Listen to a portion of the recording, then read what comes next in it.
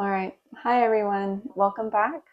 My name is Kirsten Angelos. If you don't know that, I work as an aura therapist, and I also have a background as a yoga teacher and as an Ayurvedic practitioner.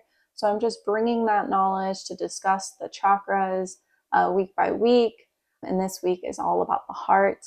And as I do this chakra series, I'm also having the discovery kit that has the chakras 1 through 7.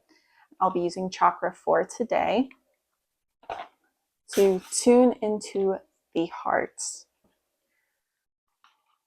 In this blend, you have lavender, gardenia manoi, bergamot, ylang ylang, neroli, rose, and jasmine. So this blend is very good with dealing with tough emotions of the heart, like grief or just emotional exhaustion, like giving too much of yourself. So just bringing that energy back to the heart space.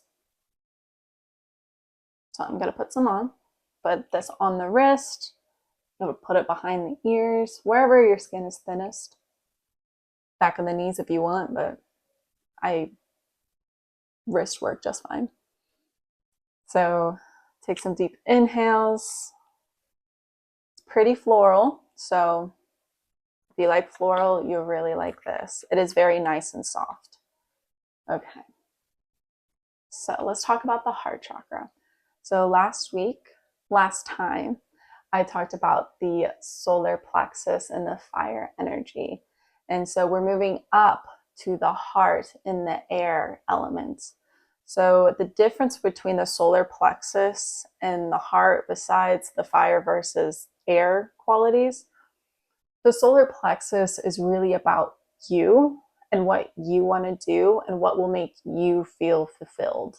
It's much more, it's one of the lower chakras. So it is more about this physical reality, but also the power to be able to do it or the confidence to do it. It's about the ego. So there's this separatedness that this chakra gives, or that energy of that chakra. And as you move up to the heart chakra, this energy is much more free flowing now. It's a lot lighter. And there's this thought that once you have a healthy solar plexus, like you're great where you're at, you feel good. The next thing after accomplishing what you want or you're currently accomplishing is this outreach towards others. So there's this unifying sense of the heart chakra. So should be pretty easy. The heart's all about love. So love towards the self, love towards others. It's also about compassion, acceptance. With the air element, you give this flexibility. So again, acceptance and letting go. So yeah, the heart is about love and making sure that you have the proper boundaries. You're not overdoing it in terms of just draining yourself dry. You always need to make sure and check in with yourself and check in with your heart that what you're doing is sustainable for you as well. So again, this heart energy is all about like unifying. It is moving towards more of the spiritual centers of the body, of the chakras.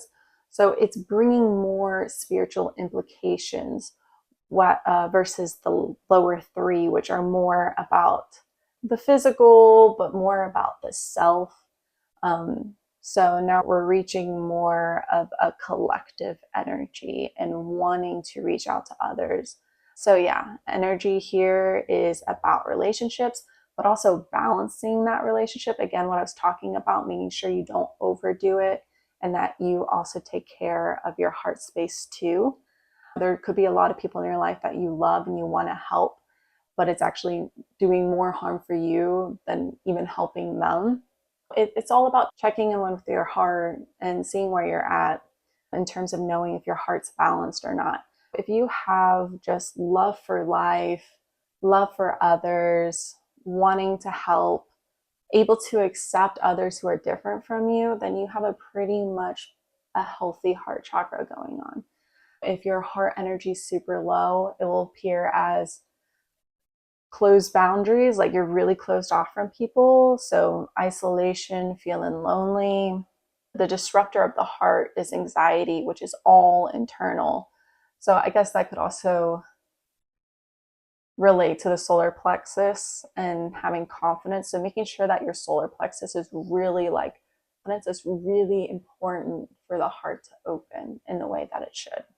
There's actually an Ayurveda posture, or maybe even yoga. It's probably more from yoga, but posture. If you see somebody who's like more like this and they're closing off their heart, they're probably somebody who deals with a lot of anxiety, because without even putting those two together, they tend to have this protection around their chest. So remembering anxiety can affect the heart chakra and affect your posture too. But yeah, so air element, lights, also maintaining balance of that relationship with others, your inner and outer world, and also the balance between the spiritual and the spiritual centers and the lower chakras. Again, this chakra is the first one introducing spiritual energy, spiritual implications. And so just balancing the lower with the upper. For you to proceed up higher to those more spiritual centers, you better be sure that you are still remaining grounded as you move up, because there's other implications that can happen if your energy is just all up here versus balanced between the upper and lower chakras. Okay. So yeah, if you feel closed off, disconnected, lonely, isolated, those are all signs of low heart energy. And to foster better connection with the heart chakra, I personally tell people when they come to the store and I see a reading where the heart chakra is like a 1, we tend to want to criticize ourselves even more. But the heart needs gentle and being kind to it to help open it. So being upset that you feel disconnected or isolated or lonely, you have to give yourself compassion. And how can you help you in that moment to feel loved and cared for? You need to put you first in that situation. And you need to be kind and gentle. Like those are my go-to. Kind and gentle is the one of the main things that's going to help boost your heart up. And then hopefully that overlaps towards others as well. I feel like for the most part it can be easier to be gentle and kinder to others versus the self, because you know yourself the best, and if you're not performing how you want to perform in whatever aspect in your life, you're probably going to be really critical of yourself. So always having that reminder, being kind and gentle with yourself, especially if you're going through a rough patch emotionally, kind and gentle. Okay. Yeah. So the positives of a healthy heart. So the ability to connect deeply with others, unconditional love, acceptance, compassion, kindness. There's emotional intelligence there when the heart is healthy, and really able to let things go. I feel like that's a really big component of that air element, letting things go, letting it brush away, fly away.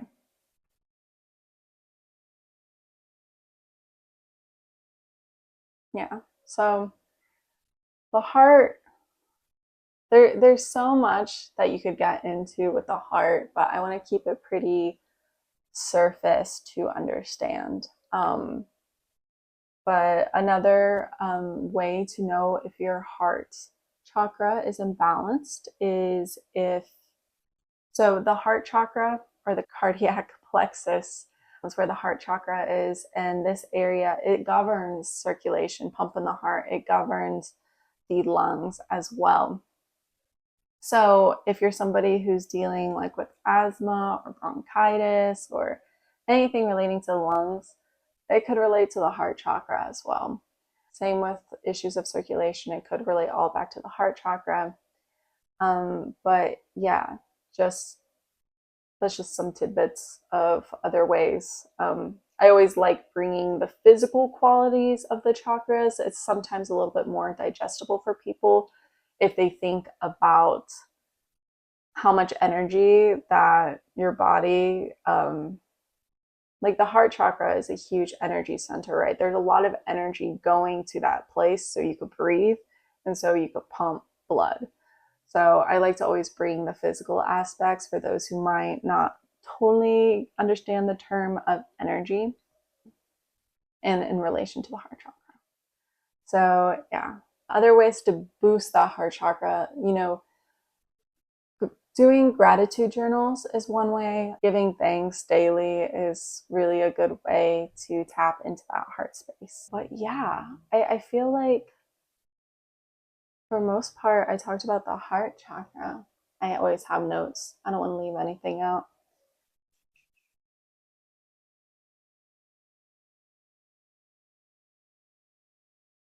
Yeah. The heart is just this bridge, this connection between the more physical and the more spiritual realms that reside in and outside of us. So the heart is a very beautiful thing. Oh, I didn't discuss about when people come in for an aura reading. And so there's a bar graph for the chakra levels. So if I see a one, I tend to tell individuals that there might be some of their own closed boundaries, some disconnection with others. And then if I see a nine, because it only goes to nine, then I start to say, you might be like generous to a fault, like you're giving too much away. Make sure that you are taking care of yourself still, because it's almost like an overindulgent thing, like giving and receiving love from whoever, whenever is not always a healthy thing. So making sure as well, practicing good boundaries for the heart chakra will help keep it balanced. And also in that way, keeping your relationships balanced, your inner and outer worlds balanced, and then your upper and lower chakras balanced as well. Alrighty. Okay. That's it on the heart chakra. I didn't even say its Sanskrit name, Anahata, which means unstruck. So I just wanted to throw that in there before I sign off. And again, I use Chakra 4 Joy blend today to help tap into the heart. So let go and let flow. And I hope you have a great rest of your day. And I hope it is filled with an abundance of love.